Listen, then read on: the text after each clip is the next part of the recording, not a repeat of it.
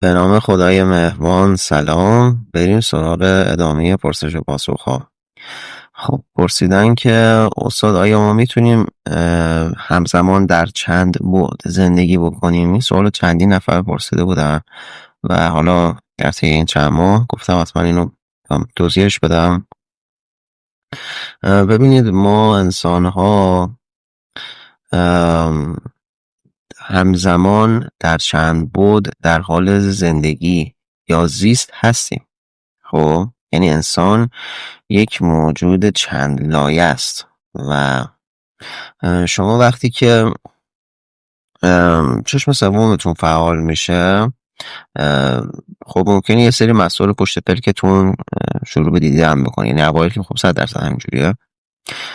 خب این چیه؟ اون خودش یه زیست دوگانه است دیگه. یعنی شما هم تو دنیای فیزیکی حضور دارید و هم دارید یک دید آسترالی هم پیدا میکنید اصطلاحا. خب یعنی دارید جای دیگر هم مشاهده میکنید ولی تو این دنیا هم حضور دارید. حالا کسایی که کالبدهاشون اون انرژی بالا رو نداره یا اون فرکانس خوب رو در واقع دریافت نکردن، نرسیده بهش، خب اینها معمولا حالا اون چیزی خودتون خواهید دید اینه که کالبدهاشون هستن ولی مثلا میره توی نقطه یه حالت مثل حالت خشک شده، خب مثل حالت فریز شدن و حتی ممکنه مثلا چشم اون کالبد کار بکنه. حالا خیلی موقعی پیش میاد چشم اون کالبد کار میکنه و میبینه مثلا یه سری موجودات اومدن دارن تو رو نگاه میکنن و تعجب میکنن که تو چرا مثلا حالت خشک شده هستی.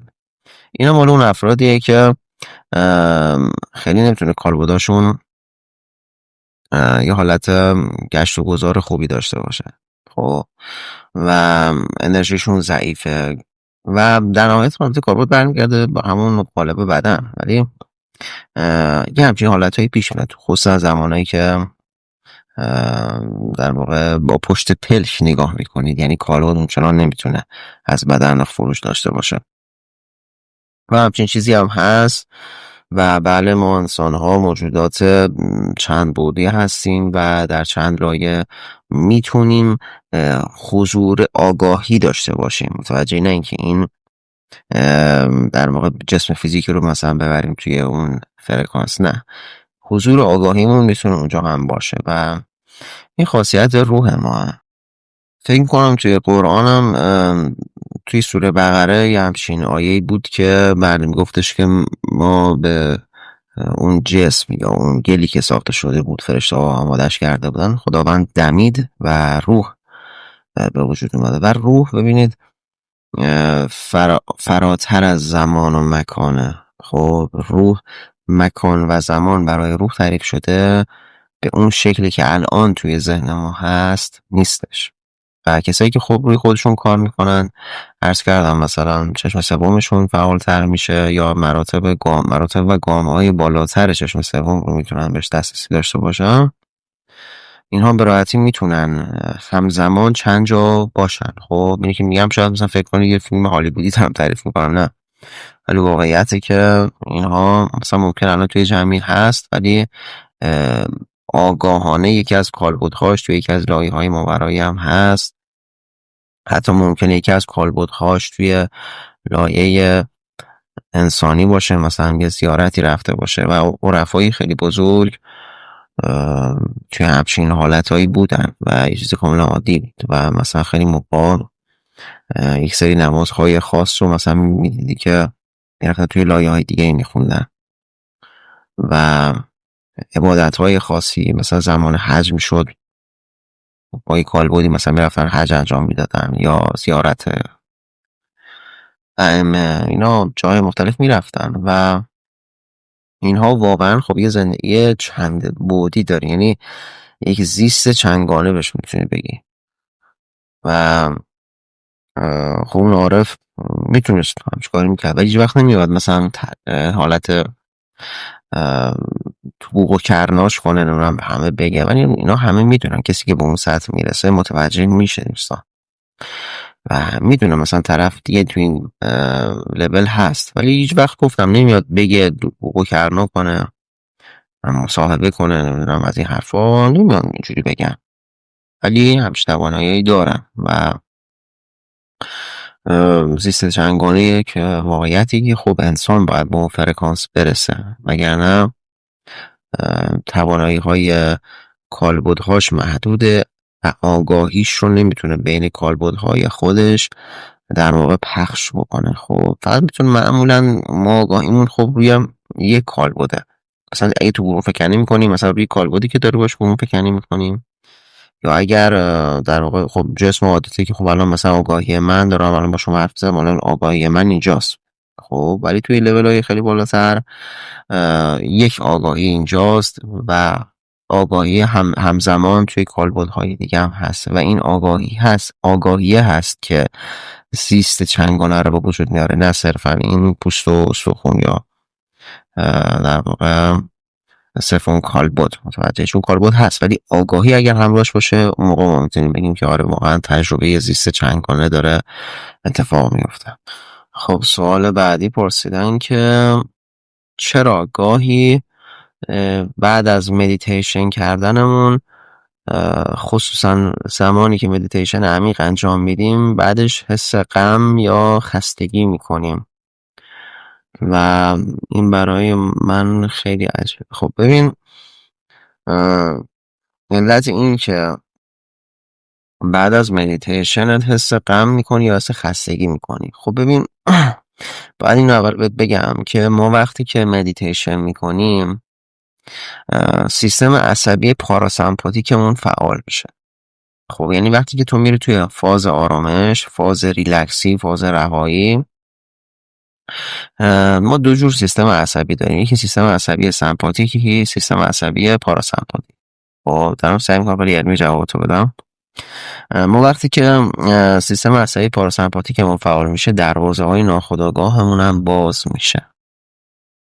خب و وقتی دروازه های ناخودآگاه باز میشه، یک سری احساسات سرکوب شده یا دقیق تر بخوام بهت بگم یک سری انرژی های گیر افتاده توی چاکراهایی که متأثر بودن رها میشه، آزاد میشه و تو ممکنه که یه همچین احساساتی به دست بده و کاملا هم چیز طبیعیه.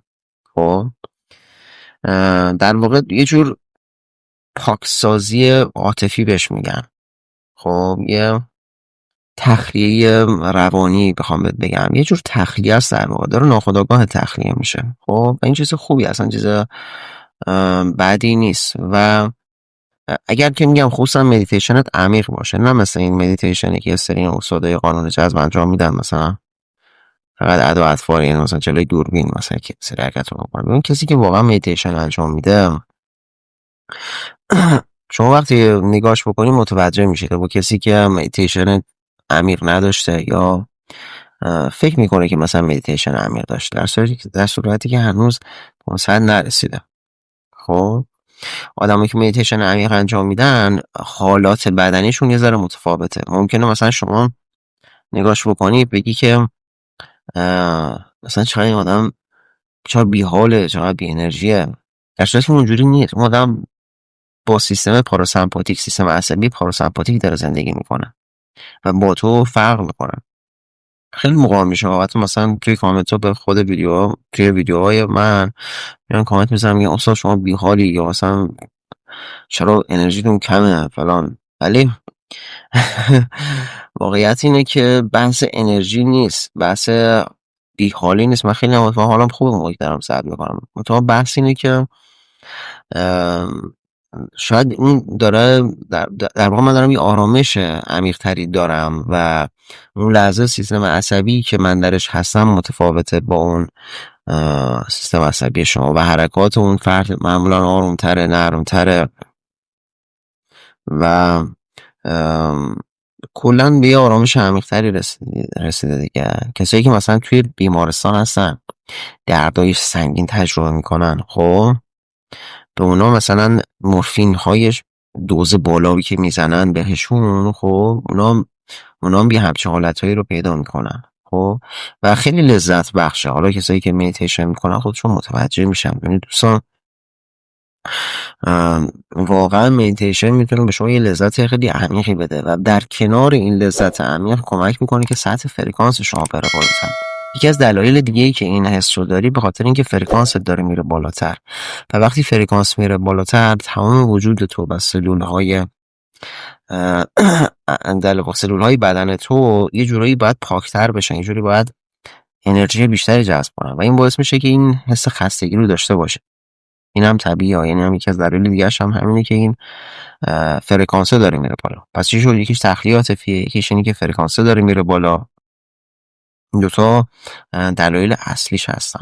و به مرور که انجام میدی خب این کمتر میشه و بعد سکوت ذهنی هی بیشتر میشه. خب یعنی ممکنه اوایل که مدیتیشن بکنی حتی مثلا 1-2 ساعت بعدش احساس کنی چقدر بیقراری، انگار یه چیزی میخوای ولی نمیتونی بگی، نمیتونی حسش کنی.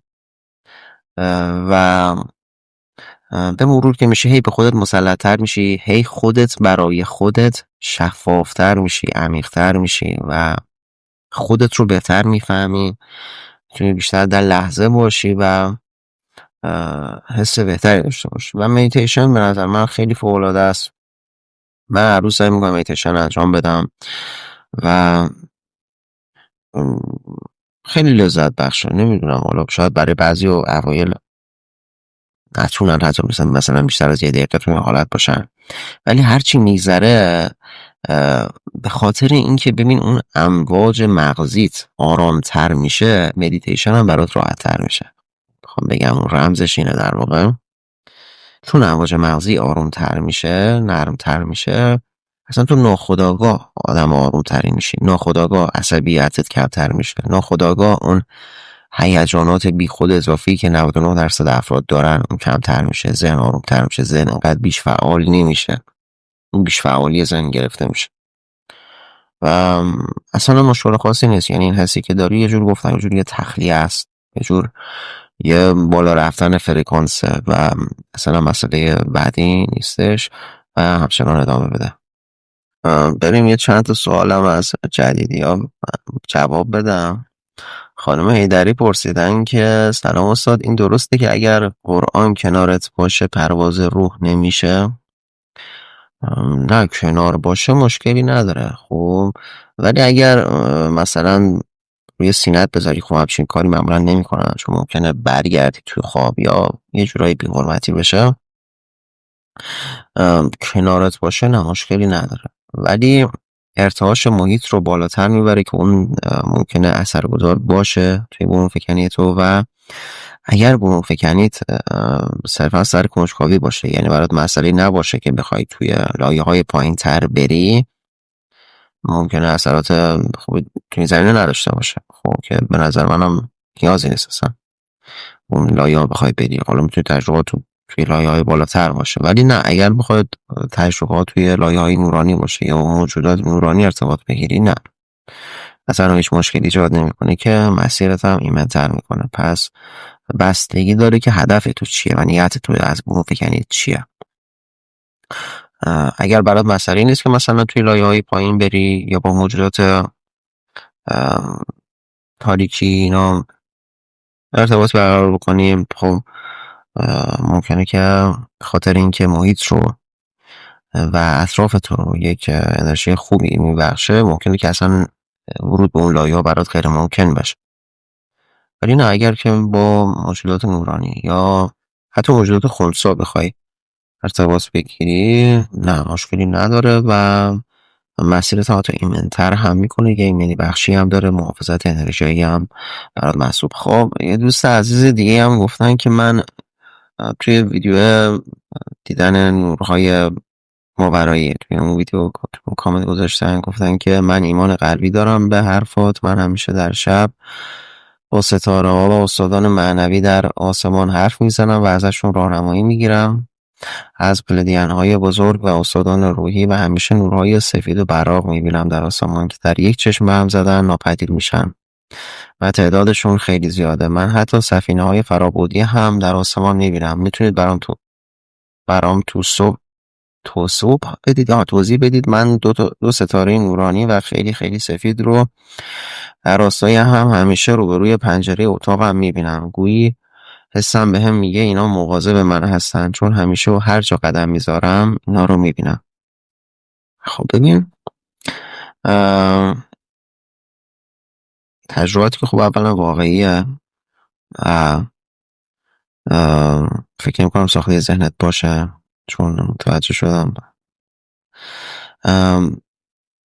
از ببین پلدین ها اینا یه تمدنی هن که خب سطح ارتعاششون هم خیلی بالاست. معمولا هم مأموریت هایی که روی زمین دارن یک سری اتفاقات مهم رو که انرژیشو حس میکنن میان یه اثرگذاری میکنن. خب مثلا چیکار میکنن؟ میان کمک میکنن به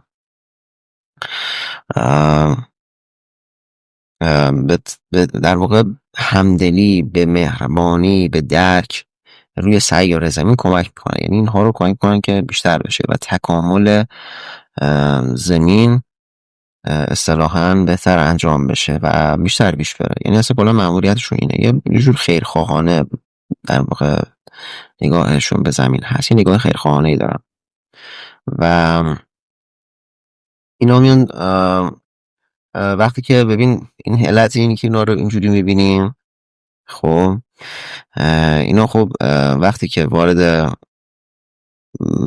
وارد هم انرژی وارد این سیاره بشن، وارد این فرکانس بشن که وارد فرکانس موجودات فیزیکی بشن، همین دنیایی که ما هستیم، خب تا زمانی که خب اون هم فرکانسی کامل بشه توی چند لحظه میبینیشون. خب ولی وقتی که اون هم فرکانسی کامل شد، خب یعنی تطابق کامل صورت گرفت، اون موقع دیگه از میدون دید این فیزیکی ما خارج میشن. توجهی؟ و دیگه اصلا بخاطر این میگه مثلا احساس میکنم که میبینمشون ولی سریع ناپدید میشن. علتش اینه چون هنوز به اون سطح فرکانس نرسیدی که در واقع هم بعد اونها بشی اصطلاحاً که بتونی وقتی اینجا میان ببینیشون، یعنی پایدار ببینیشون یا هر موقع بخوای ببینیشون.